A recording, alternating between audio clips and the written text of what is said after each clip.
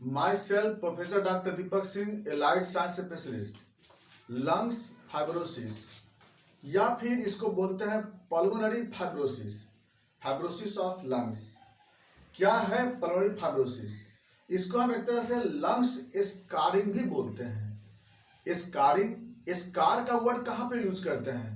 आपको याद होगा या पढ़ते भी होंगे। स्कार यूज करते हैं जब भी कभी इंजुरी होता है कहीं पे, तो इंजुरी पर वहाँ इंजुरी को हिलअप करने के लिए, वहाँ पर रिपेयर करने के लिए जब फाइब्रस टिश्यू वहाँ पे माइग्रेट करता है, उस कंडीशन को बोलते हैं स्कारिंग बोलते हैं। इसी तरह से यहाँ भी कुछ ऐसा ही कुछ होता है, यानी लंग्स में मल्टी एरिया में मल्टी पार्ट पर जब स्कार का फॉर्मेशन हो जाता है, इसी को हम लोग बोलते हैं लंग्स फाइब्रोसिस।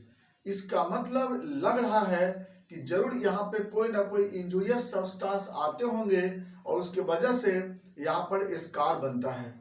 इसी को हम लोग लंग्स फाइब्रोसिस बोलते हैं। कैसे होता होगा देखिए, जैसे रेस्पिरेटरी पैसेज, ये ट्रैकिया है और ट्रैकिया के बाद इसके रास्ते होंगे, बहुत सारे पाथ हैं इसके।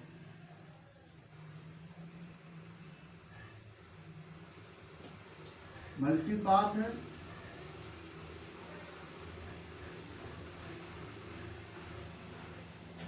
तो इस रास्ते पे जो ये रास्ते बना रहे हैं, यहाँ पे लास्ट इंड कर देते हैं।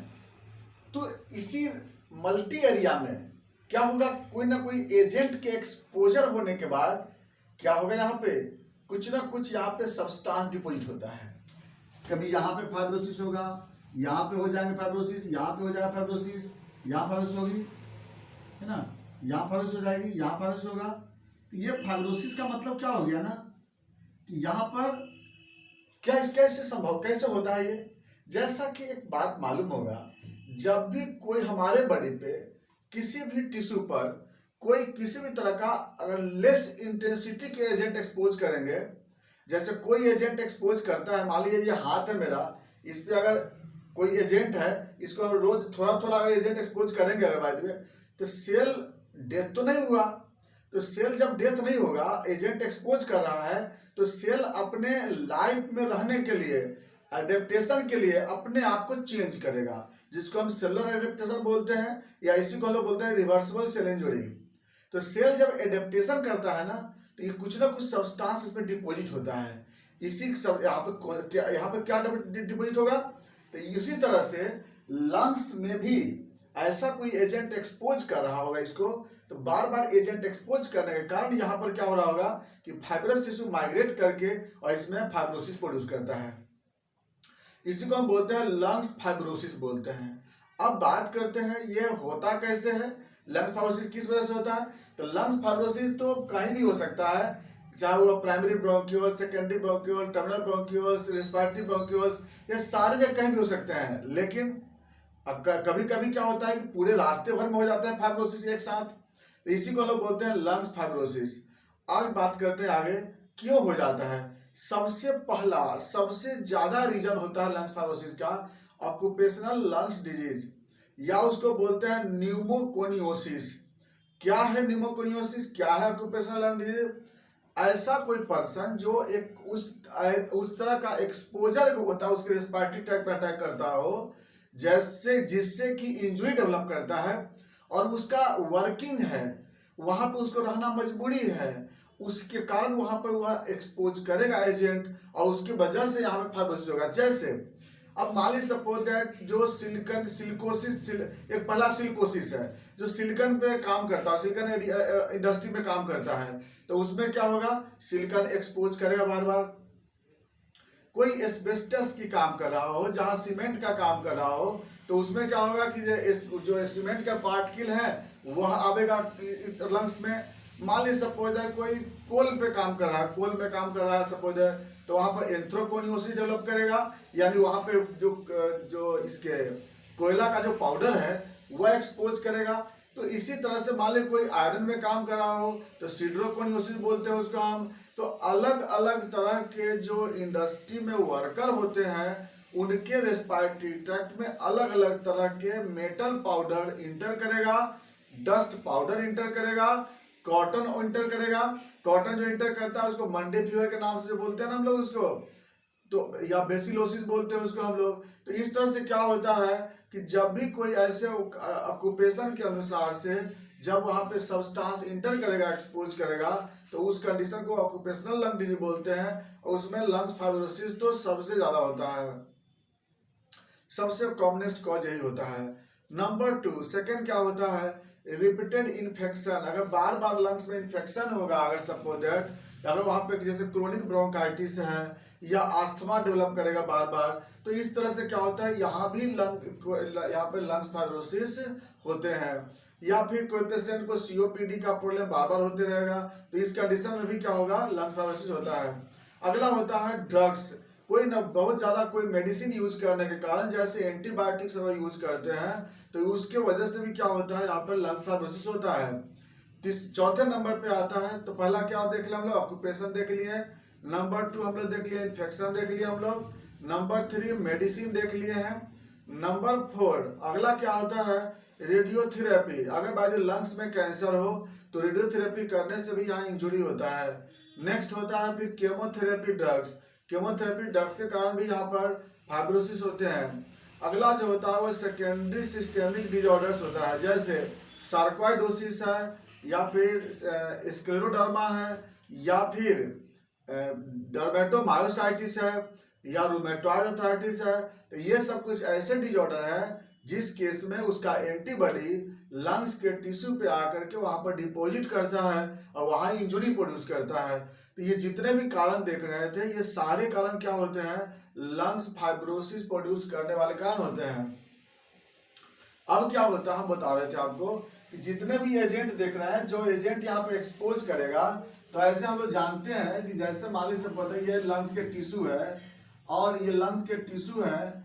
अगर बाय द वे यहाँ पर हम बोल रहे हैं कि अगर कोई एजेंट एक्सपोज करेगा इस पे, तो एजेंट अगर एक्सपोज कर रहा है किसी भी तरह का, तो एजेंट एक्सपोज करने के बाद क्या होगा कि सेल डेथ तो नहीं हुआ, लेकिन सेल जब एडेप्टेशन में रहेगा तो उस केस में यहाँ पर कोई ना कोई अबनॉर्मल पार्ट की यहाँ डिपोजिट होगा। जैसे बोले ना फाइब्रस टिश्यू, तो उसके डिपोजिशन होने के कारण क्या होगा, धीरे धीरे यहाँ पर क्या होता है, ये जो होता है ना एरिया में यहाँ पर स्कार बन जाता है। इसी को हम लोग क्या बोलते हैं, फाइब्रोसिस बोलते हैं। और यही चीज जो होता है ना पूरे एरिया में डेवलप हो जाता है, इसी को हम लोग पल्मोनरी फाइब्रोसिस भी बोलते हैं। आइए बात करते हैं सिम्टम पे। सिम्टम क्या होगा, देखिए सबसे पहला कि जो एयरवे है यह अब डायलेटेशन तो होगा नहीं, ना डिस्टेंशन होगा, ना पूरा कंट्रेक्शन होगा। तब इंस्पायरेशन के समय क्या होता है नॉर्मल में कि जब में सांस लेते हैं तो जो रास्ते होते हैं डायलेट होते हैं, इसमें डायलेट होगा नहीं। तो पहला क्या होगा कि जब पेशेंट सांस लेगा तो सांस लेने बनेगा नहीं उसको, तो डिजनिया होगा, सीवियर डिजनिया। शॉर्ट ब्रीदिंग, ये ज्यादा लंबा सांस नहीं ले पाता है ये, क्योंकि ये तो डिस्टेंशन हो नहीं पाएगा। क्योंकि अब क्या होता है कि फाइब्रोसिस होने के कारण जो होता है इसकी इलास्टिसिटी लॉस कर जाता है। फाइब्रोसिस होने के कारण इलास्टिसिटी लॉस कर जाते हैं और एयर इसमें आप कंप्लीटली भरेगा नहीं। अब ये तो हो गया आपको डिजनिया, शॉर्ट ब्रीदिंग होगा। इसके बाद चेस्ट डिस्कम्फर्ट, चेस्ट में क्या होगा कि हैप्पीनेस भी होगा, चेस्ट डिस्कम्फर्ट भी होगा। इसमें जब बॉडी को ऑक्सीजन प्रॉपर नहीं मिलेगा तो वीकनेस भी होगा और प्लस फैटिग भी होगा इसमें, क्योंकि बॉडी में हर समय ऑक्सीजन की कमी रहती रहेगी। इसके बाद पेशेंट को ड्राई कफ हो सकता है, ड्राई कफ, रेस्पिरेशन रेट इसके बढ़े रहेंगे, रास्ते नैरो होने के कारण व्हीजिंग साउंड डेवलप होता है इसमें, है ना। तो ये भी आपको क्या होगा इसमें अपीयर होता है लंग फाइब्रोसिस में। नेक्स्ट जो इसमें एक्सपेक्टेशन होता है, लेकिन माइल्ड एक्सपेक्टेशन होता है, ज्यादा एक्सपेक्टेशन नहीं होता है इसमें। अब आते हैं बात की अगर पेशेंट को देखने पे कैसा मिलेगा, हमें साइन में क्या मिलता है, तो बॉडी इसके साइनोज्ड रहेंगे। क्लबिंग नेल मिलता है क्योंकि ऑक्सीजन की कमी होने से क्लबिंग नेल ज्यादा मिलता है। इसके बाद बॉडी में जगह जगह पे ओडिमा भी मिलते हैं। कॉम्प्लिकेशन क्या होता है इस पेशेंट को कि एक तो लंग्स कैंसर होने के खतरा होता है, क्योंकि फाइब्रोसिस हुआ है तो लंग्स कैंसर हो सकता है, लंग्स फेल्योर हो सकता है, लंग्स कोलैप्स हो सकता है, यानी कि फाइब्रोसिस का जो होता है ना लंग्स का काम नहीं करेगा, एटिलेक्टेसिस बोल सकते हैं उसको हम लोग, ऑब्स्ट्रक्टिव एटिलेक्टेसिस डेवलप कर सकता है। इसके बाद लंग्स फेल भी उसको हो सकते हैं, राइट हार्ट फेलियर हो जाता है। आपको राइट हार्ट फेलियर क्यों होता है? क्योंकि ब्लड यहाँ पे सप्लाई प्रॉपर होगा नहीं। अब ब्लड सप्लाई नहीं होगा तो पल्मोनरी आर्टरी में प्रेशर बढ़ जाएगी, तो पल्मोनरी आर्टरी हाइपरटेंशन होगा। पल्मोनरी हाइपरटेंशन अगर होगा तो उस केस में राइट हार्ट में प्रेशर बढ़ जाएगी, तो राइट वेंट्रिकल हाइपरट्रोफी होगा, राइट एट्रियम हाइपरट्रोफी हो जाएंगे, इंफीरियर वेना कावा का कंजेशन हो जाएगा। तो यानी कि कई डिजॉर्डर्स एक साथ इसमें देखने को मिल जाता है। और सबसे बड़ा तो पेशेंट हाइपोक्सिक होगा और प्लस हाइपर कैपनिया डेवलप करेगा, यानी बॉडी में कार्बोहाइड्रेट का अमाउंट हर समय बढ़ रहेंगे उसके। तो ये सब जो होता है ना पेशेंट में, और इसकी वजह से मल्टी ऑर्गन जो होता है ना कमजोर होने लगता है, मल्टी ऑर्गन फेलियर होने लगते हैं। लंग्स फाइब्रोसिस वाले पेशेंट ऐसे वीक हो जाता है, इसका वेट लॉस होते रहता है पेशेंट को। तो ये था आपको इसका कॉम्प्लिकेशन। अब बात करते हैं इन्वेस्टिगेशन। अगर कोई लंग्स फाइब्रोसिस का पेशेंट होगा तो हम क्या क्या करा सकते हैं? सबसे पहला क्लिनिकल डायग्नोसिस। पेशेंट क्या होगा, थोड़ा भी हुआ जो होता है ना वह एक्सर्शन को बर्दाश्त नहीं कर सकता है, तुरंत थोड़ा भी एक्सर्शन होने पे सफोकेट होने लगेगा, थोड़ा भी एक्सर्शन होगा तो तुरंत शॉर्ट ब्रीदिंग होने लगेगी, डिजनिया होगा, सांस फूलने लगेगा पेशेंट को। तो ये जो होता है, तो इसके पहला तो हो गया क्लिनिकल डायग्नोसिस करते हैं। Number 2 chest x-ray. Chest x-ray कराएंगे तो उसमें हमें कंसोलिडेशन मिलेंगे, जगह जगह पे क्या होगा ना कि ट्रांस ओपेसिटी मिलेंगे यहाँ पे एक्सरे प्लेट पे। नंबर 2 HRCT कराते हैं, HRCT में भी फाइब्रोसिस होगा, क्लियर रिपोर्ट मिलेगी उसमें। अगला ब्रोंकोस्कोपी कराते हैं, ब्रोंकोस्कोपी में आपको वहाँ पे मिलेंगे, आपको फाइब्रस टिश्यू मिलेंगे ग्रोथ। इसका पल्मोनरी फंक्शन टेस्ट कराते हैं, जिसमें कि सारे वॉल्यूम डिक्रीज कर जाएंगे, कैपेसिटी भी डिक्रीज कर जाता है।